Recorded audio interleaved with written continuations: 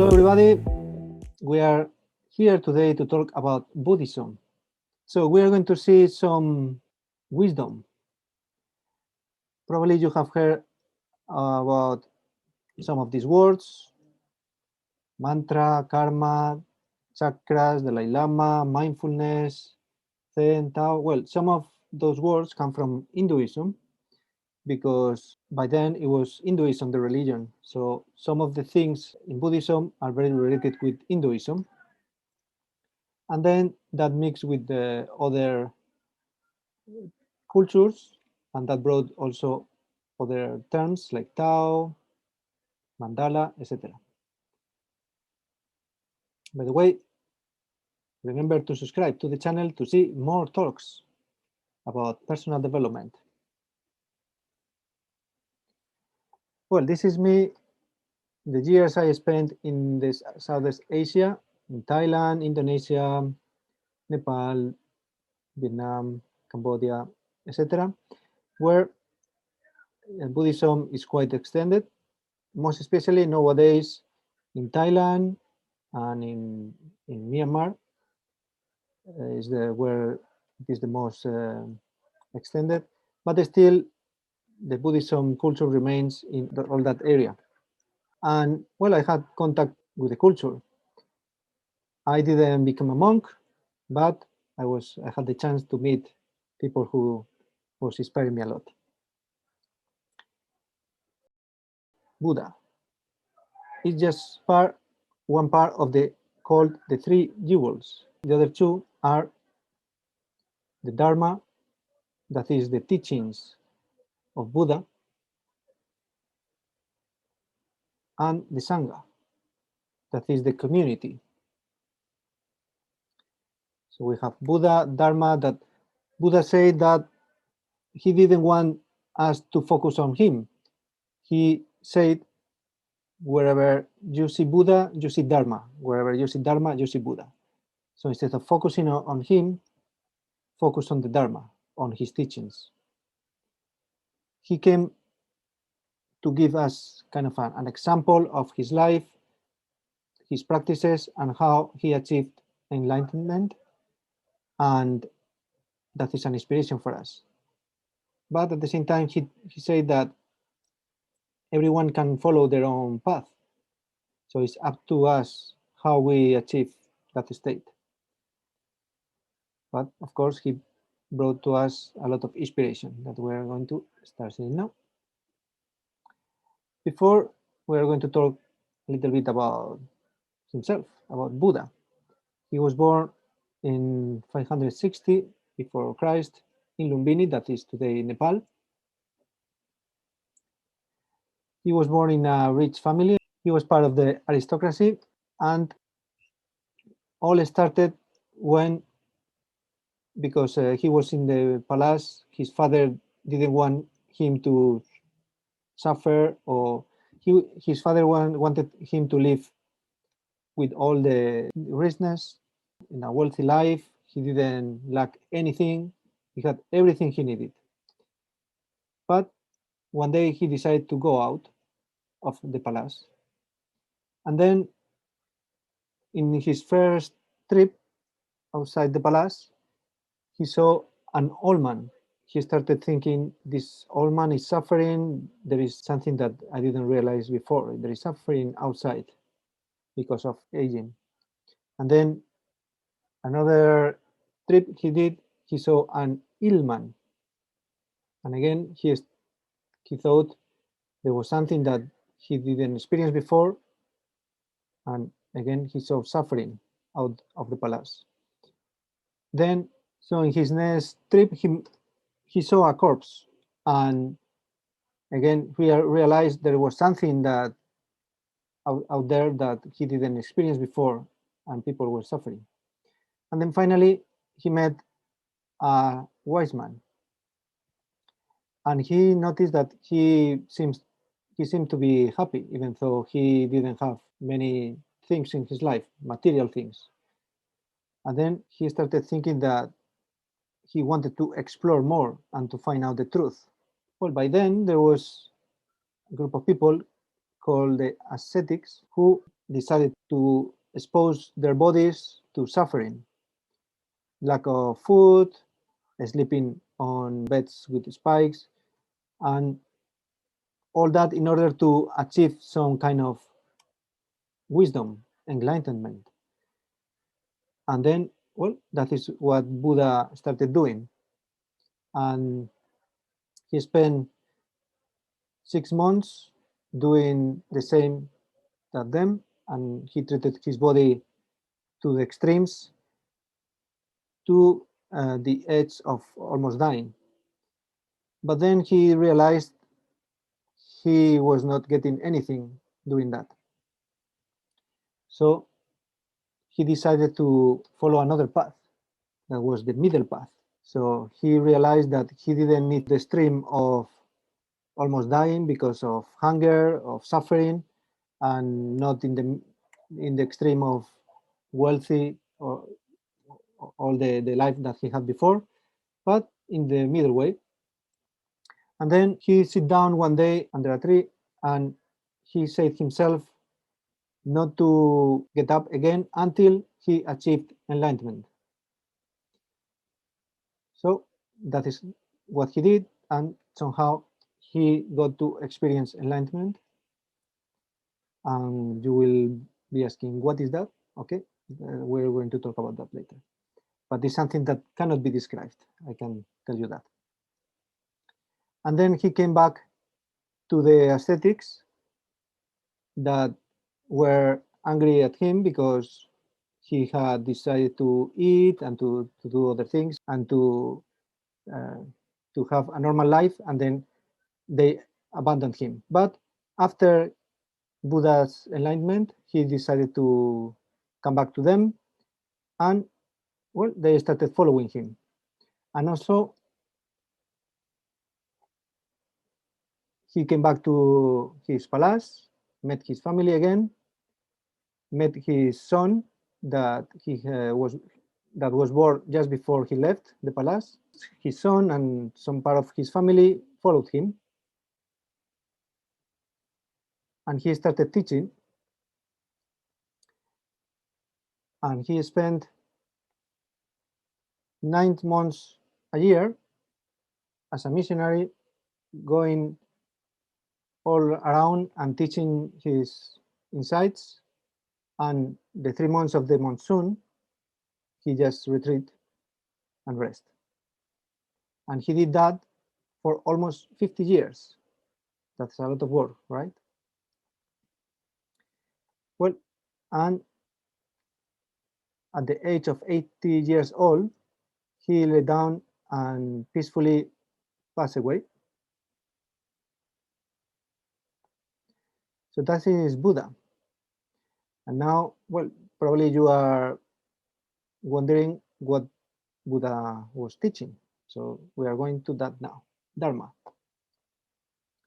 As he said, Buddha used to say that wherever you see me, you see Dharma, and wherever you see Dharma, you see me. So focus on the Dharma, not on Buddha. It's like if you point at the moon, focus on the moon, don't focus on the finger, right? So his teachings were based on the 4 holy truths that were suffering, the source of suffering, cessation of suffering, and the path that leads to the cessation of suffering. Let's start from the first one. So what is suffering? In Sanskrit, it is called dukkha. So the suffering that we have in this life, in samsara is a Hindu term, and is the world where we live, this material world that, according to Buddha, is just kind of an illusion. But we live in it, and we identify with this world, and that creates suffering, especially the desire. When we want something, we are longing for that, and sometimes that causes our suffering. And then once we get it, we are afraid to lose it, and that also causes suffering. And also when we achieve something, we want more. So we always are driven by desire, and that is, according to Buddha, what basically brings us suffering. So let's continue. The source of suffering. What is the source of suffering?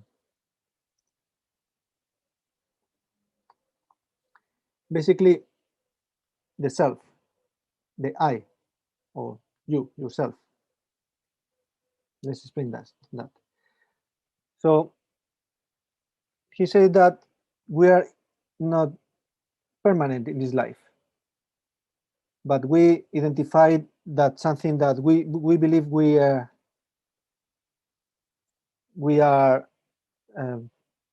permanent, but in the end, it's even the soul is something that is impermanent. So how is that? Well, actually, what it is like a circle that goes from matter to feeling, the sensations that we have, and then the perception. So when we see, for example, and feel something, we make an idea of that. And then we do mental formations of what we perceive. And he made emphasis in the three poisons that are greed, anger, and ignorance. Those three poisons are especially what brings us more suffering. The greed, the desire, taken to the extreme, the anger or hatred, and the ignorance, the lack of wisdom. And then the consciousness that of those the other four things. We are conscious that the matter exists, we have our feelings, that we perceive things out of these feelings, and then we have mind that creates different thoughts. So all this is like a kind of a wheel that creates the feeling of the sensation of that of the self. But for example, if we are in a train station and we have our consciousness, we see everything that is going on, the people coming, that a train is coming, then is leaving, a person inside the train, we see through the window, and it's something very temporary, yeah, right? It's like a person that comes and goes. Nothing stays according to our consciousness. But from the consciousness of the other person in the train, we are also impermanent. It's something that comes and goes. So the only constant thing is the time that creates this consciousness, and through this wheel of matter, feeling, perception, mental formations, and consciousness. So that is the source of the suffering, that we feel identified with an ego, with a self. And then this self have desires, want to do things, and then suffers. That is the actual dukkha.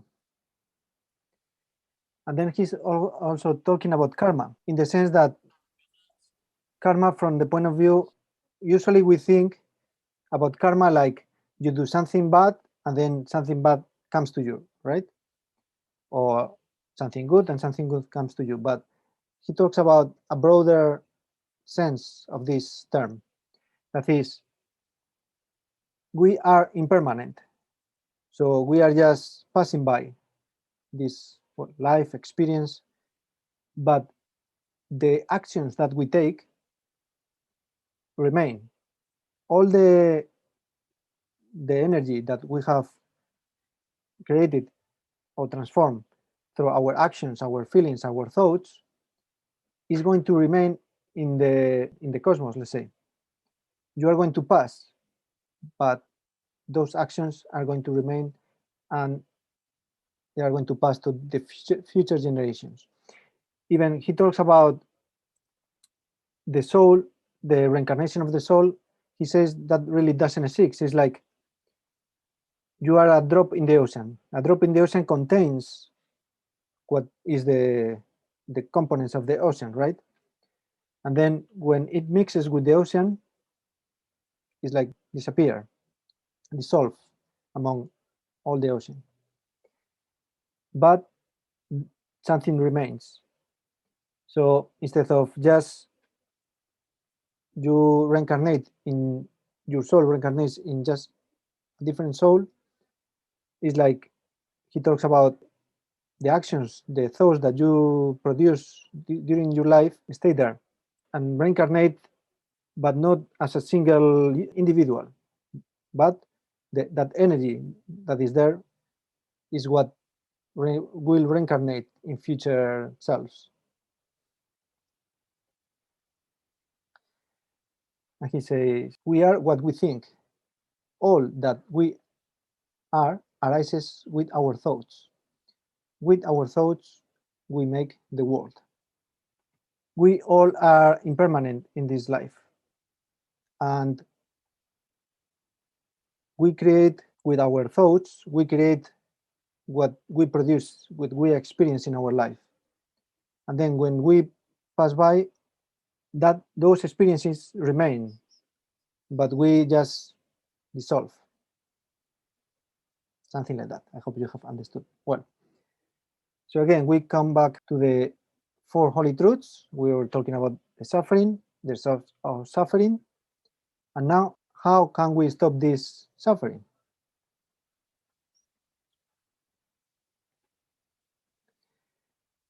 Reaching the nirvana. And what is the nirvana? Well, defining the nirvana is impossible, because if you are defining the nirvana, like for example, it's a paradise, then you are getting into a samsara and a realm of something that is an illusion also. So nirvana is just getting out of any kind of thought and become one with the cosmos. It's about letting go. All right.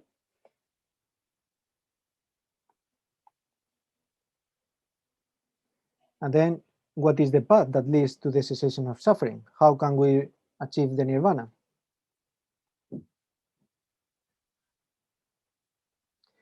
Well, he was giving us this holy or noble eightfold path. So if we follow this, that will help you to achieve enlightenment and nirvana. There are three categories: wisdom, ethical or moral behavior, and meditation. So within wisdom, we can find the right understanding and right orientation of thought. So first of all, to focus on what is truth. And we are many times deceived by things that take us out of our path to nirvana, if you wish. So we must focus our thoughts in what is right, like, for example, the positive things, and also what is the teachings that are guiding us to the right path. Regarding the ethical and moral behavior, we have the right speech, the right action, and the right livelihood. So the right speech, we're talking about, for example, in the four agreements, remember? We had a chat about the four agreements, and one of them was be impeccable with your word. Every time that we speak, that is energy that we are broadcasting. And we, for example, if we talk negatively about people, or not only about people, about ourselves, or gossiping, etc., that is bringing a not very healthy energy, right? So we must focus on always be very conscious about what, not only what we speak, but also what we think, because with our thoughts also we are influencing our lives, as we have seen. Every single thought is affecting our future life, and our present life is the result of our previous thoughts and actions, etc. So also, of course, the right actions, to be compassionate, to do good things for people, as well as right livelihood. And then about meditation, right, for a mindfulness. So it is about focusing and also right concentration. It's about to leave behind the thoughts that we have. Our mind is always constantly producing thoughts, but those thoughts are actually the source of our suffering, because we feel identified with those thoughts. And well, our mind is a great tool, but if we feel identified with the tool, then we are being deceived. So we must go out from that. So meditation is about leaving your mind as quiet as possible and to stay in the present moment, to avoid any kind of thoughts coming and going. And once we can do that the right way, that is how we can mainly connect with the universal source of energy, cosmos, etc. And that also can help us to bring wisdom through the intuition. That so we can bring wisdom through learning or experiencing, but also through intuition. So when we meditate, we are connected with the whole, and that can give us answers. So if you follow this holy, faithful path, you are on the way to achieve enlightenment. And also he talks about the 5 hindrances that are sensual desire, ill will or aversion, sloth of torpor, restlessness and worry, and doubt. So, well, the sensual desire, as we are going to see after, the Buddhism has evolved, and through the Tantra version of Buddhism, the sex is something good. It can be something good, but usually, especially, well, I mean, it's something. The sex is something that creates attachment and distracts us from the here and now, the meditation, etc. So, but it doesn't have to be bad, but it is usually a source of distraction, a source of suffering. So if you do it with a selected person that is also with good energy and that complements you, it can be good. But Buddha, from the beginning, said that this can be something that takes us out of the path.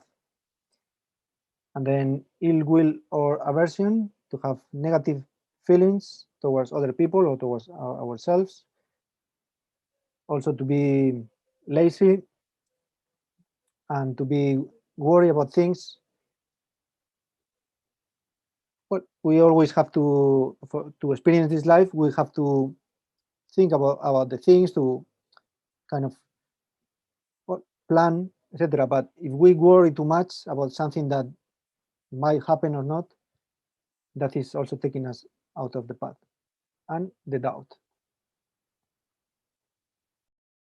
So we have seen Buddha, Dharma. Well, we have seen the core of Dharma from Buddha. We are going to see, because, as I said, Buddhism has evolved through the years, and there's something more to see. And now we are going to focus on Sangha, the community, that also, as I said, has evolved, because from the beginning of Buddhism, where Buddha was born, and in India, etc., and then extended the whole India first, but after started extending to other countries around, Afghanistan, Tibet, And then through the Silk Road, it was a good way to spread the Buddhism, because many people of all different kinds used to use the Silk Road, and then went all the way to China and to Japan. During the centuries, in all these places, there have been people, kings, governments that either have supported or have tried to eliminate Buddhism.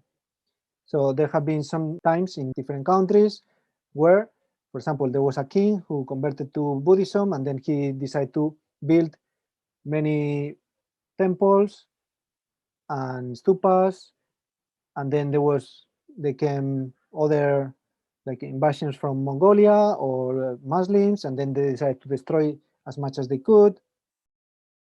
But somehow Buddhism has been able to survive to all this. And even though currently nowadays is not the main religion, Buddhism is not really a religion, but it could be considered in some way. It's more like a philosophy. So in some countries, most of the countries is not the main religion anymore, but it still remains in some different percentage in many countries. And now, thanks to the globalization, is everywhere in the world. For example, in China, as we are going to see after, Buddhism also has been able to evolve and to adapt to the social and the culture characteristics of every country and of every stage of each country. For example, in China, as we are going to see now, it evolved mixed with Taoism and evolved to Tantra. And in Japan, it evolved to Zen. It's called Zen, right? And for example, in Japan, there was a stage that the government brought the Buddhists and helped them to create the constitution. And a lot of the culture of Japan, it was built thanks to Buddhism. And there were engineers, etc., that were being advised by Buddhists. And for example, in Burma, that is now Myanmar, still every normal person usually becomes a monk for a while in their lives, just to experience to be a monk. Also in Siam, now Thailand, is not mandatory, but also every person can become a monk and can live whenever they want. Buddhism is a religion that has never been violent towards other religions, has been always been peaceful, and has never been like persecuting like people who were not follow the religion, etc. So it has always been a philosophy that has brought you some insights to help you to live better and to achieve enlightenment if you want to, if you that is your purpose.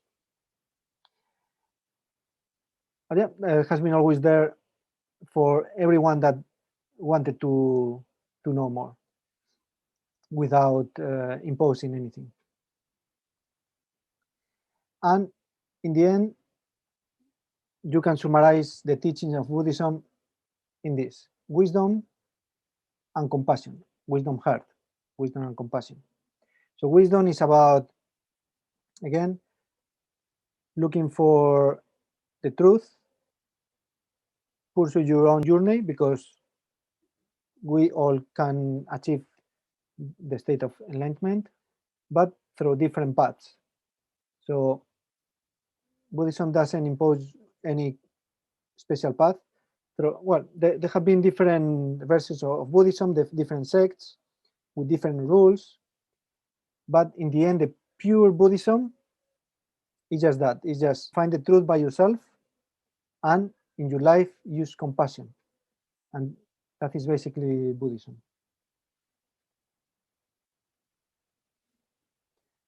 Then, as I said before, in China, it mixed with Taoism that it was already established in China against the Confucianism as a rebel philosophy. And then when Buddhism came, they kind of mixed.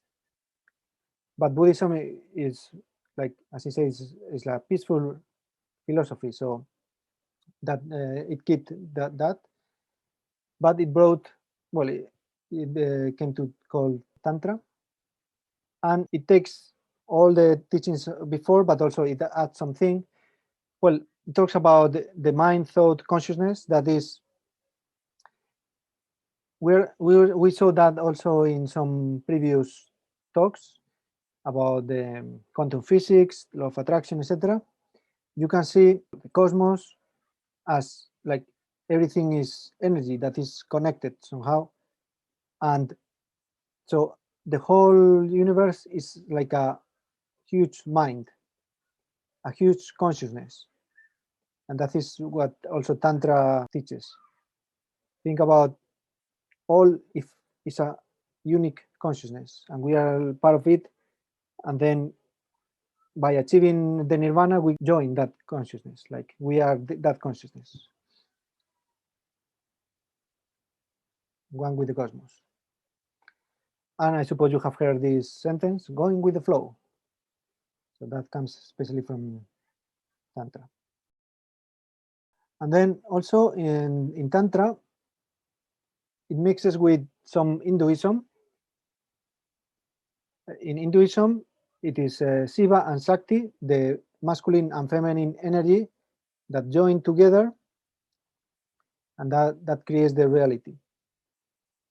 Also, the chakras, that concept comes from Hinduism, and that was also is used in Tantra and well, Buddhism nowadays. That again, that join between Shiva and Shakti is the join between wisdom and her, wisdom and compassion.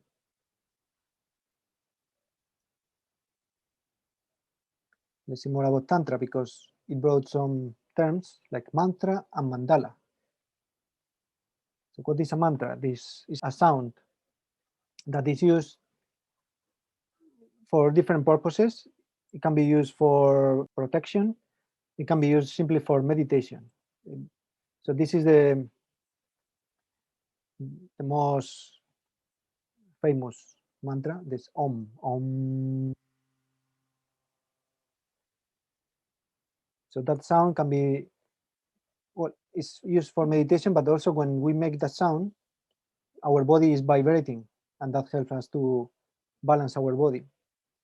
And again, also for protection, etc. And the mandala, that is this representation of the cosmos. Well, it's a picture, but also they created mandalas like temples that were mandalas. So the architecture became a 3D mandala.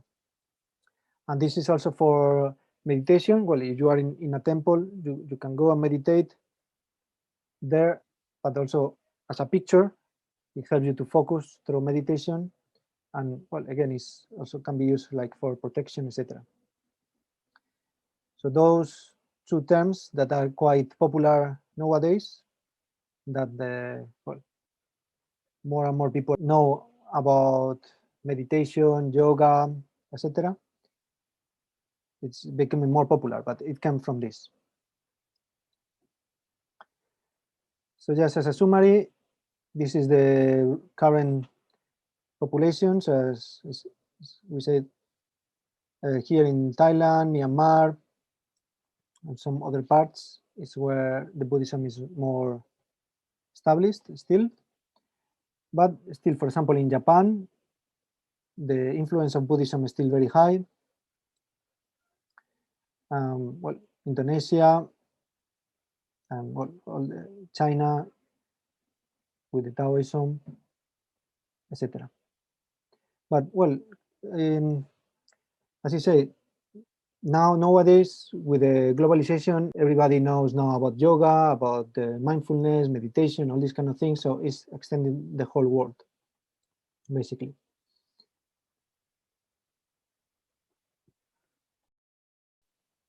And also, well, you can see a lot of videos on YouTube. For example, I recommend this one.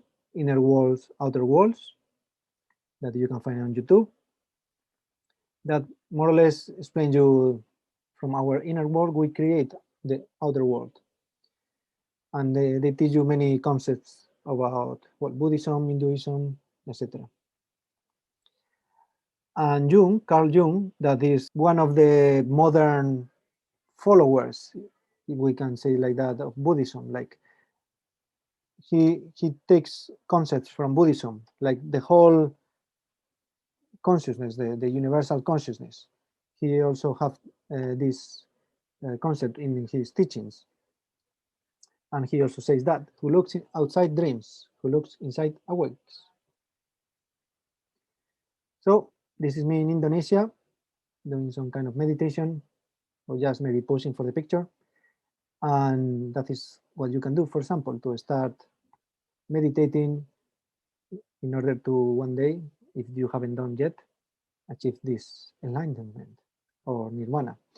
Well, in the different versions of Buddhism through the history, some versions say that you needed like many lives in reincarnation to achieve enlightenment. And Buddha, that was his last life. After he achieved the nirvana, he just kind of dissolved and he didn't reincarnate again. But other versions of Buddhism, they say that you can achieve nirvana in just one single life. And well, I think especially now with the evolution of the humankind, the development of technology and everything just happens quicker and quicker.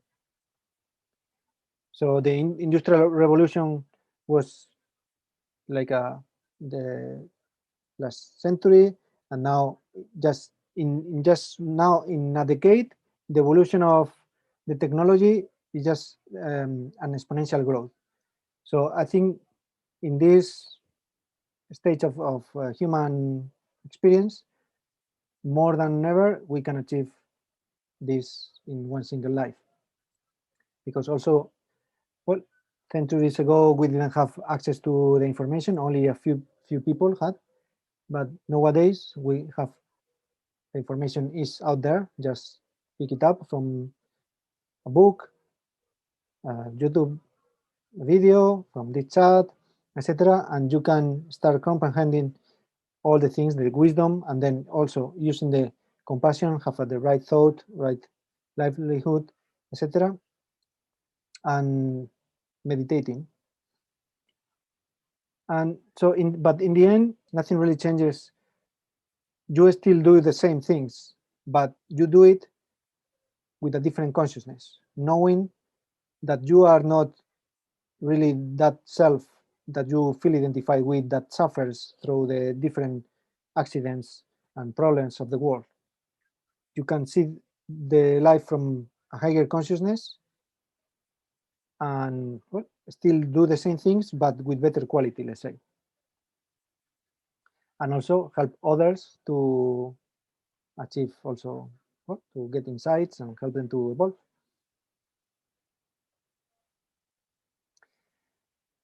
So that's all.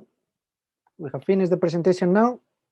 Well, guys, thank you very much for this session and see you next time.